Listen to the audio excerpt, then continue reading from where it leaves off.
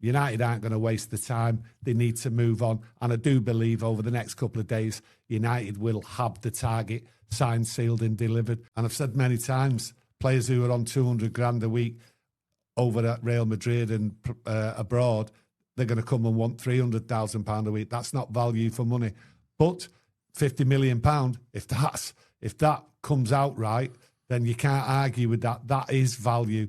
But for me, it's clear Camavinga doesn't want to leave it. And I cannot see United wasting any time, especially when Real Madrid aren't turning round and are offering Camavinga up for sale. There is players, they're overloaded in midfield, and one might leave. Yeah, he's versatile though, Camavinga. Can play in a couple of positions in midfield as that number 6, that number 8 as well. And I've seen him quite a few times as well under Ancelotti when he was manager, playing at left back as well.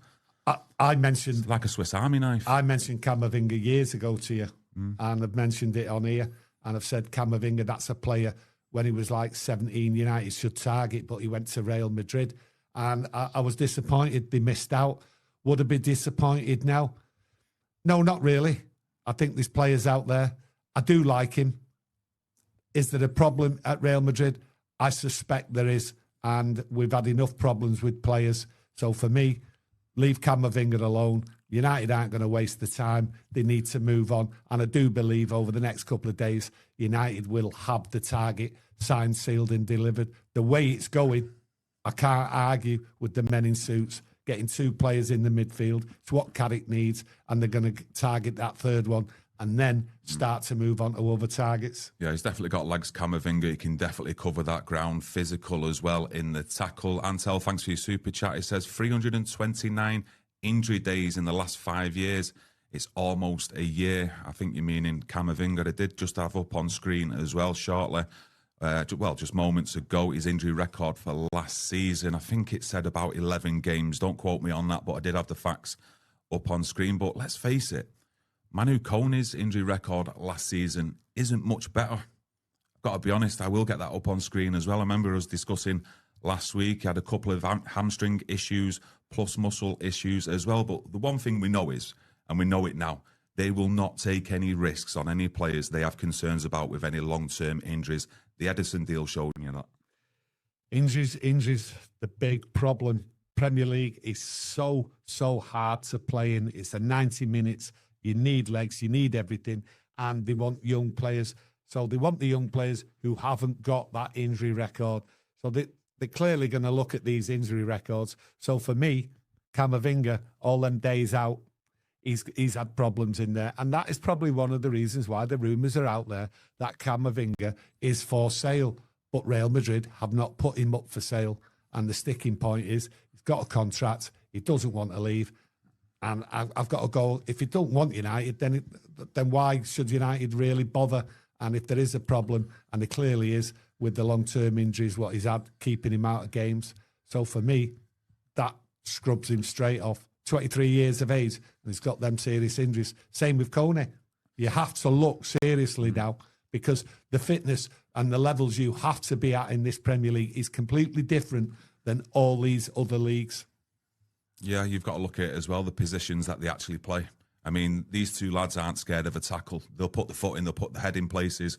Other players won't. Just going into the live chat, there is a live poll currently running as well, which we'll get into shortly to see which way you're voting. Fred Cranham, though, Fred the Red, has gifted 5 memberships. The 5 people who've been gifted their memberships, a big thank you to Fred. One of the reasons I'm more swaying towards Manchester United looking more at Manu Koné over Camavinga is also the wages. That's going to be a big sticking point, and it's what Manchester United look at when they're talking about value as well. Koné's on roughly £86,000 a week, whereas Camavinga currently at Real Madrid is on £200,000 a week. So there's a big difference there as well. Well, that's what United want to clear up, and that's why the reports are out there saying that United are talking to the player. Well, they want to find out exactly what he wants. So for me, it does come down to money. It does come down to value, and that's what United are all about. So for me, value. Now, is the value out there? Is the value with Koné? Is the value with the player? What has got an injury record? I'm not too sure. When it comes to Koné, I'll look at it, and you know, Ornstein, for instance, talks about Koné, and he's telling us he's heard lots of reports.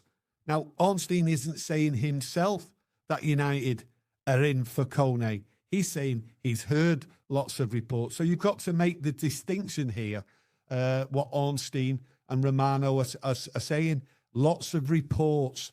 Ornstein himself, and when you look at Ornstein, you know, he seems to be the one what really knows when a player is being signed, and he comes out with it first.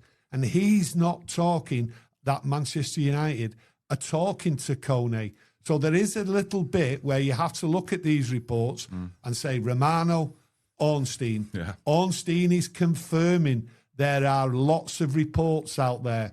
He is not confirming. So don't get the two like mixed up as though like they're both backing United are going for Koné. Ornstein isn't. He's just confirming that there are lots of reports out there. So, as we say with reports, you have to take them with a pinch of salt. And I think you might have to with this Koné. Yeah, as you can see up on screen, a little bit of a wider angle and an opinion, what I got from David Ornstein. But I don't think it's just from Ornstein. I think it's from the majority of journalists, I would say, anyway, that it has definitely cooled now on Carlos Baleba, and it doesn't look like an option or who's being discussed within Manchester United now. Baleba's out. He is definitely out of the running. And Ornstein tells you why he's out of the running. United have looked at him, poor season, you know, dip in form. It's not what they want. There's better value out there. I've spoke about Baleba. I've always thought that United were going to go for